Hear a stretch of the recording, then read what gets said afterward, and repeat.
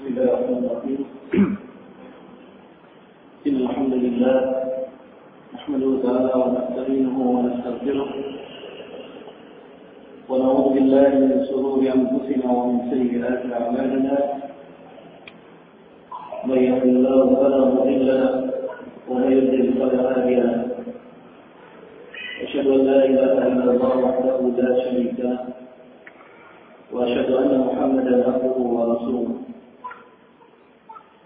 يا أيها الذين آمنوا اتقوا الله حق تقاته فلا تموتن إلا وأنتم مسلمون. يا أيها الناس اتقوا ربكم الذي خلقكم من نفس واحدة وخلق منها زوجها وبث منهما رجالا كثيرا ونساء واتقوا الله الذي تساءلون به والأرحام إن الله كان عليكم رقيبا. يا أيها الذين آمنوا اتقوا الله وقولوا قولا سديدا يصلح لكم أعمالكم ويغفر لكم ذنوبكم ومن يطع الله ورسوله فقد فاز فوزا عظيما. أما بعد فإن أصدق الحديث كتاب الله وخير الهدى هدى محمد صلى الله عليه وسلم وشر الأمور محدثاتها وكل محدثة بدعة وكل بدعة ضلالة وكل ضلالة في النار. إخواني وأخواتي أعزكم الله جميعا. Selanjutnya kita akan membaca hadis yang disebutkan oleh Imam Ibnu Qudamah rahimahullah taala.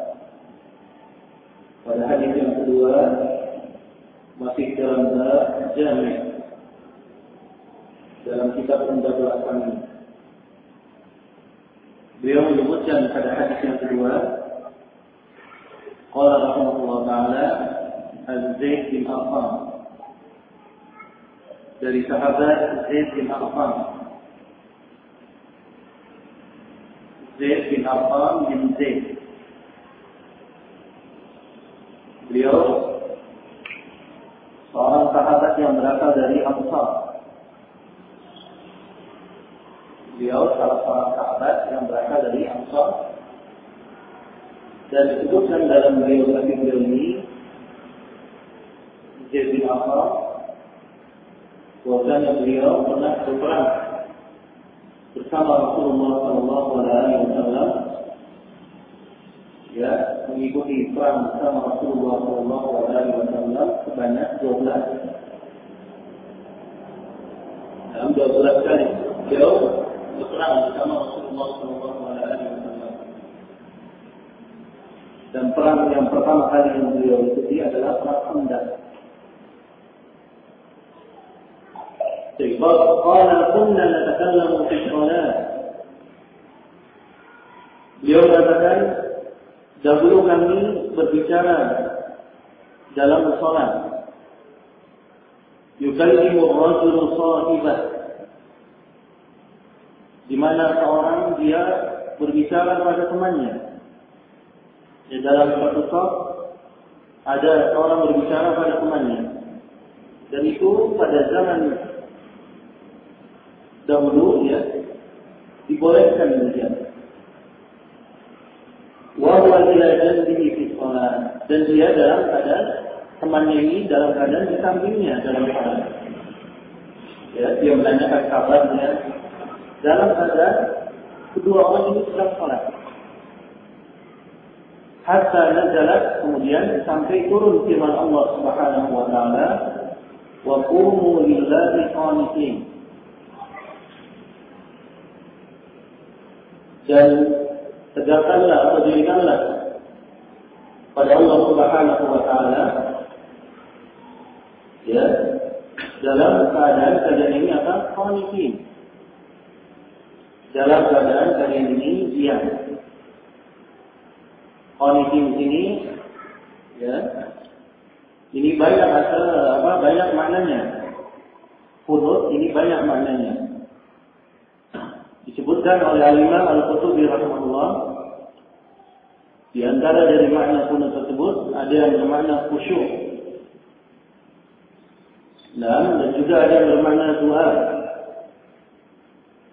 dan ada yang bermakna dari tulul qiyam, lamanya berdiri. Bahkan ada maknanya yaitu bermakna ikhlas. Namun yang dimaksudkan dalam hadis ini ya adalah wa qumu lillahi qanitin. Ketika turun ayat ini, qanitin di sini maknanya adalah as-sukut, diam. Bagaimana penjelasan hadis setelahnya katakan fa umirna bis-sukuti wa nuhina 'anil kalam. Dan kami diperintahkan oleh Rasulullah SAW untuk diam, wa nuhina 'anil kalam. Dan kami dilarang untuk berbicara ketika dalam salat. Dalam hadis ini, dari hadis Zaid bin Arqam ini menunjukkan kepada kita suatu hukum, yaitu diharamkannya seorang berbicara ketika dalam keadaan salat. Ya, ini kesepakatan para ulama demikian tentang keharaman seorang berbicara dengan sengaja dalam keadaan salat. Ya, Syekhul Islam Ibnu Taimiyah rahimahullah menukilkan kesepakatan demikian. Dan juga sebelumnya Syekh Ibnu Munzir rahimahullah dan para ulama yang lainnya, di mana mereka semuanya menukilkan kesepakatan tentang keharaman untuk seorang berbicara dalam keadaan salat dalam keadaan sengaja. Ini sepakat demikian. Namun terjadi juga tentang seorang yang berbicara di mana dia ini tidak sengaja atau lupa.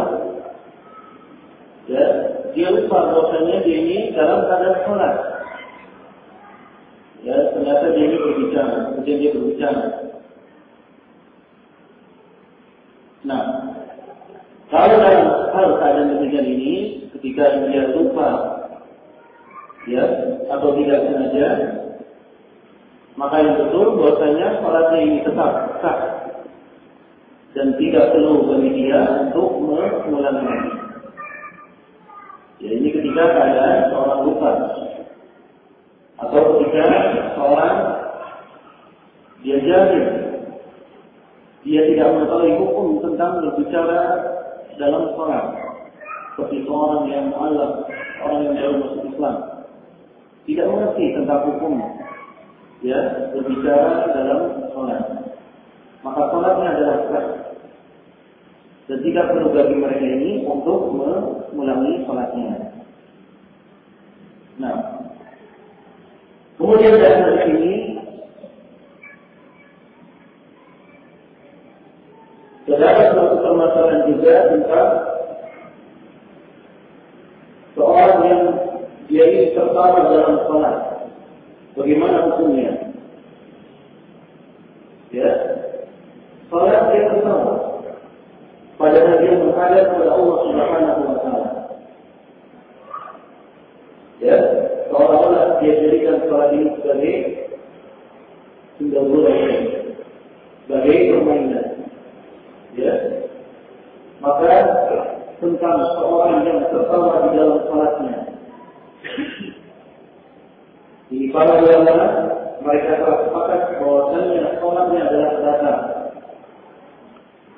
Salatnya adalah batal, ya. Dan sebagaimana dinukilkan kesepakatan tersebut oleh Al-Imam Ibnu Munzir rahimahullah. Beliau menukilkan kesepakatan demikian. Nah, berbeda dengan seorang yang hanya sedang tersenyum saja dalam salat. Orang yang tersenyum dalam salatnya ini tidaklah mengapa. Ya, tersenyum ini tidaklah membatalkan salat seorang.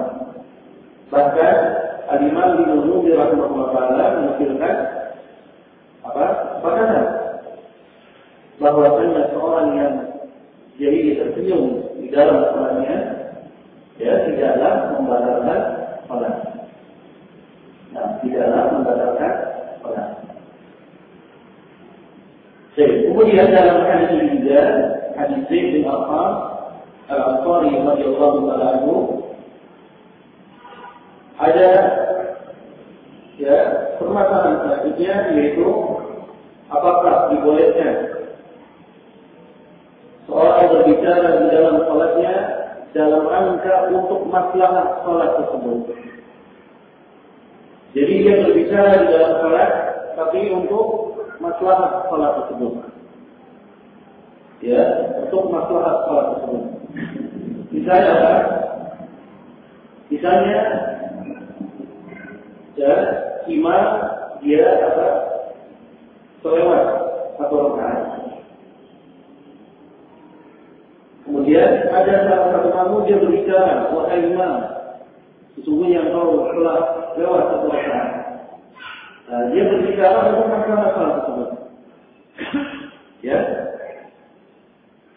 Dalam permasalahan ini, Al-Imam Nawawi rahimahullah ta'ala menjawab bahwasanya hukum tersebut seorang berbicara walaupun dalam rangka untuk maslahat salat ini haram. Batal salatnya, alias batalnya. Ya, batal salatnya. Nah, hadis selanjutnya disebutkan An Abdullah bin Umar wa Abi Hurairah radhiyallahu ta'ala anhuma, dari sahabat Abdullah bin Umar dari Abu Hurairah radhiyallahu ta'ala anhuma, an Rasulullah sallallahu alaihi wasallam, dari Rasulullah sallallahu alaihi wasallam, annahu qala, bahwasanya beliau bersabda, "Idza ishtadda al-harbu fa'abridu bis-shalah, fa inna shiddatal harri min fayhi jahannam."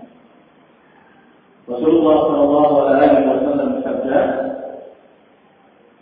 apabila ya terik matahari ini kuat, ya, sangat panas sekali, fa'abridu bis-shalah, maka abridu bis-shalah itu maknanya adalah akhirkanlah salat zuhur tersebut sampai pada waktu yang dingin dan tidak panas. Kenapa? Fa inna shiddatal harri min fayhi jahannam.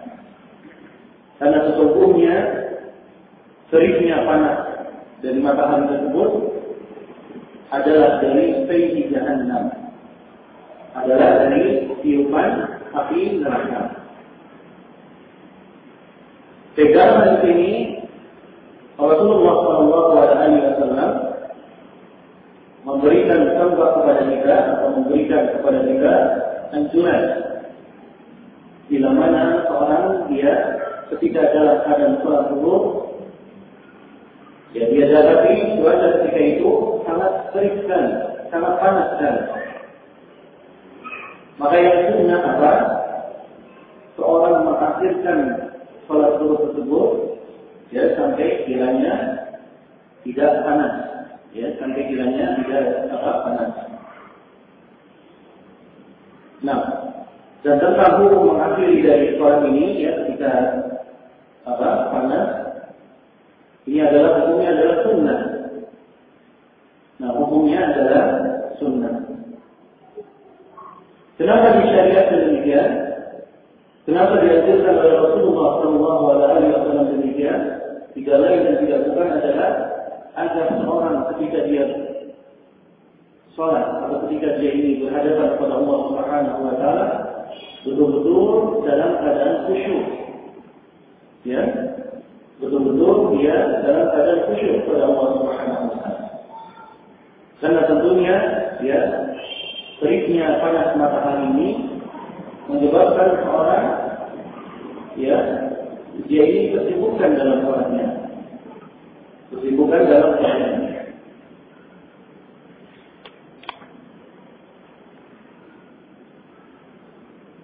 Kemudian hadis selanjutnya, wa Anas bin Malik radhiyallahu ta'ala anhu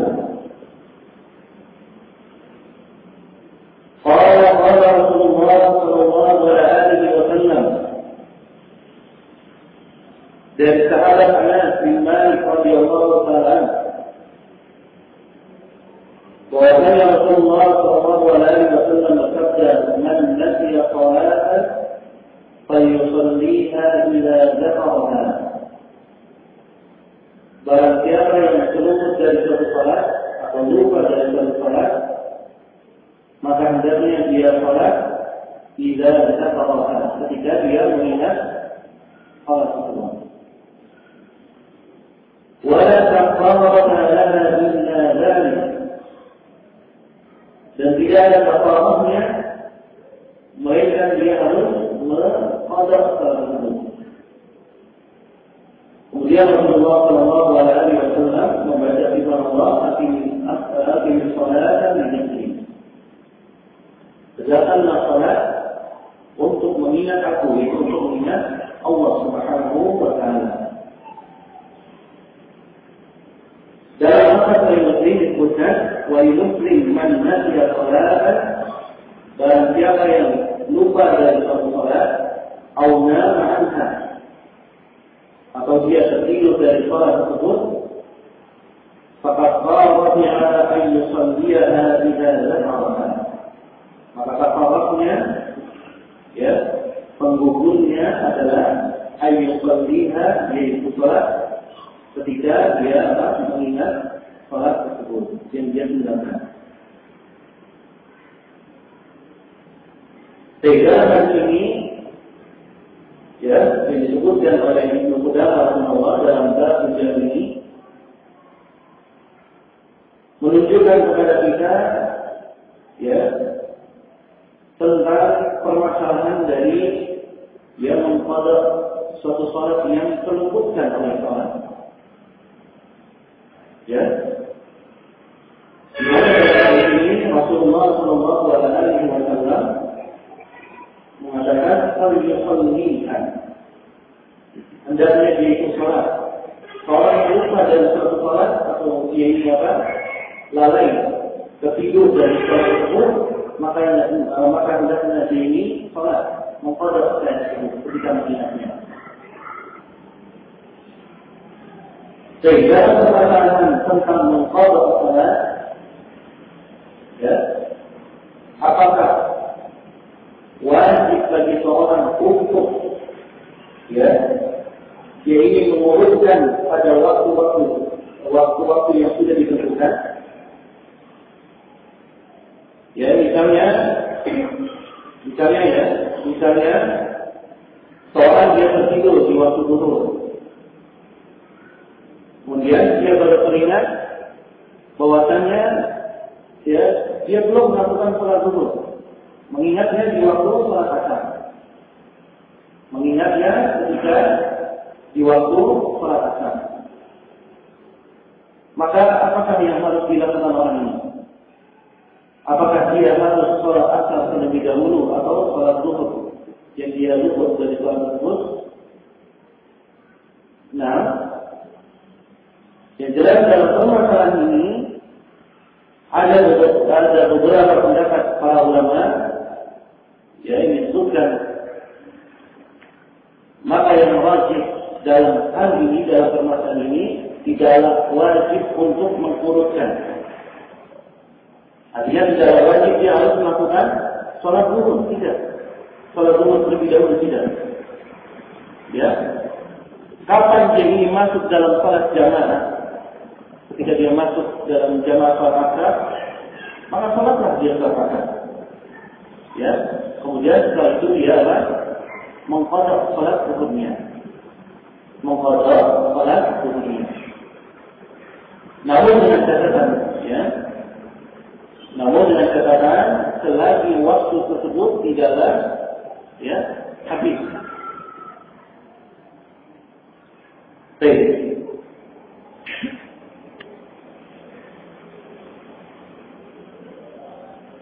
Kemudian dalam hadis selanjutnya, tentang mengqadha salat ini, ya, tentang mengqadha salat ini, pokok dalam termasuk tentang mengqadha salat ini, ya, adalah hadisnya adalah hadis Anas ini. Jadi pokoknya adalah hadis Anas. Ya, inti dari permasalahan dinamakan qada salat adalah pada hadis Anas bin Malik. Selanjutnya beliau menyebutkan dari hadis Jabir bin Abdullah anna Mu'adz bin Jabal atau anna Mu'adz bin Jabal kana yusalli ma'a Rasulillah sallallahu alaihi wasallam isya al-akhirah. Dari Jabir bin Abdullah bahwasanya Mu'adz bin Jabal dia pernah salat bersama Rasulullah sallallahu alaihi wasallam di waktu isya. Mu'adz. Kemudian apa Mu'adz thumma yarji'u ila qaumi. Kemudian orang ini pulang ke kaumnya. Ya. Dan kaumnya ini namanya adalah Bani Salamah. Mu'adz pulang ke kaumnya Bani Salamah. Wa yusalli bihim tilka salat. Kemudian Mu'adz bin Jabal pun mengimami mereka pada salat dari salat isya tersebut. Ya, pada salat dari isya tersebut. Dalam hadis ini dari hadis Jabir bin Abdullah menunjukkan kepada kita tentang suatu permasalahan. Ya, yaitu tentang seorang yang sudah dia melakukan salat wajib, kemudian dia melakukan salat selanjutnya, itu mengulangi salatnya, tetapi dia ini posisinya sebagai imam yang kedua ini. Ya, bagaimana dalam hal ini? Nah, maka tentang hukum dari salat tersebut yang wajib adalah tidak masalah. Ya. Dan hukum salat yang kedua tersebut adalah salat yang sunnah nilainya. Ya, nilainya adalah sunnah. Baik.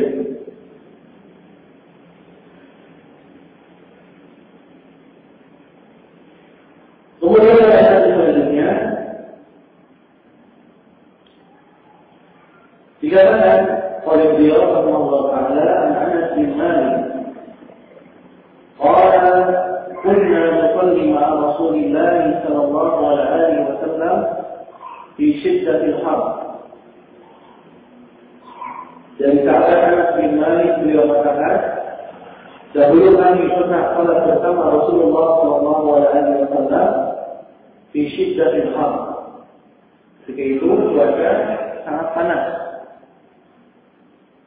Fa idza lam yastati ahaduna ay yumakkina jabhatahu min al-ard basata thawbahu fasajada alayhi. Apabila seorang dari kita tidak mampu untuk meletakkan dahinya di atas tanah, maka salah seorang dari kita basata thawbahu fasajada alayhi. Salah seorang dari kita ya memaparkan atau menaruh pakaiannya di atas tanah tersebut fasajada alayhi. Kemudian sujud di atas kain tersebut. Nah, kemudian dalam hadis selanjutnya,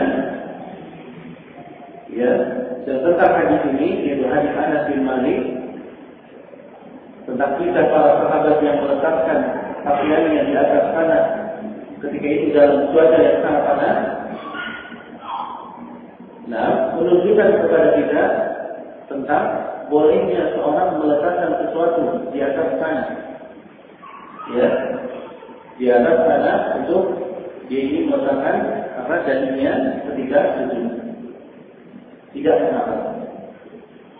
Namun Syekh Utsaimin rahimahullah taala beliau mengatakan bahwasanya yang paling afdal adalah bagi seorang dia ini langsung menyentuh dahinya ada tempat sujud, ada tanah. Kenapa? Kata beliau, karena hadis ini, ya, di mana para sahabat radhiyallahu taala anhu mereka menaruh pakaiannya atau mereka menaruh kain di atas tanah tersebut karena ada suatu sebab. Sebabnya apa? Ketika itu cuaca sangat panas sekali. Tidak mungkin mereka untuk meletakkan jari-jari mereka dalam keadaan panas. Baik. Kemudian hadis selanjutnya, An Abi Hurairah radhiyallahu taala anhu qala qala Rasulullah sallallahu alaihi wasallam la yusalli ahadukum fi thawbin wahid laysa 'ala 'atiqihi minhu shay'. Dari sahabat Abu Hurairah radhiyallahu taala anhu bahwa Rasulullah sallallahu alaihi wasallam bersabda, janganlah salah seorang dari kalian salat fi thawbil wahid, dengan satu pakaian. Laisa 'ala 'atiqihi minhu shay'. Maksudnya apa kata pakaian? Itu laisa 'ala 'atiqihi minhu shay'. Tidak ada di pundaknya ini apa? Selain pakaian. Alias apa, dia hanya memakai celana saja atau memakai sarung saja, ya. Sedangkan baju ini tidak memakai. Maka ini apa? Rasulullah SAW mengatakan, la yusalli ahadukum. Nah, la yusalli ahadukum fi thawbil wahid, dengan satu pakaian. Dan tentang larangan ini adalah larangan yang makruh, dibenci. Ya, untuk seorang dia ini memakai dengan satu helai pakaian. Dan tentang hikmah dari seorang meletakkan sesuatu di pundaknya ini atau memakai baju ini, disebutkan oleh para ulama, hikmahnya adalah karena apa? Karena kalau seorang dia tidak menutupkan pundaknya, ini dikhawatirkan dari auratnya akan tersibat. Auratnya akan tersibat. Ya. Biasanya apa? Pakaian seorang ini atau dulu, pada zaman dahulu, biasanya pakaian atas mereka ini panjang. Ya, pakaian mereka ini panjang, menutup aurat mereka. Sehingga kalau seandainya tidak ada di atas pundak ini, tidak memakai baju, niscaya akan tersibaklah aurat-aurat mereka. Makanya Rasulullah SAW membenci hal yang demikian ini. Membenci hal yang demikian ini. Dan kita akan dibenci oleh Rasulullah SAW karena dalam keadaan darurat, ini tentunya hukum yang berbeda. Dibolehkan bagi seorang untuk salat dalam keadaan yang dia dapati. Hadis selanjutnya, an Jabir bin Abdullah an Nabi sallallahu alaihi wasallam annahu qala, dari sahabat Jabir bin Abdullah dari Nabi sallallahu alaihi wasallam bahwasanya Rasulullah sallallahu alaihi wasallam bersabda, man akala thuman aw basala, barang siapa yang memakan bawang putih atau memakan bawang merah, falyatazilna aw ya'tazil masjidana, hendaknya dia menghindari atau menjauh dari masjid kita. Wa yaqut fi baitihi, dan hendaknya dia duduk di rumahnya saja. Ya. Ini Nabi sallallahu alaihi wasallam menerangkan demikian seorang yang memakan bawang putih dan bawang merah. Ya, orang yang memakan bawang putih dan bawang merah, yaitu memakan secara langsung, dari tumbuhan-tumbuhan ini.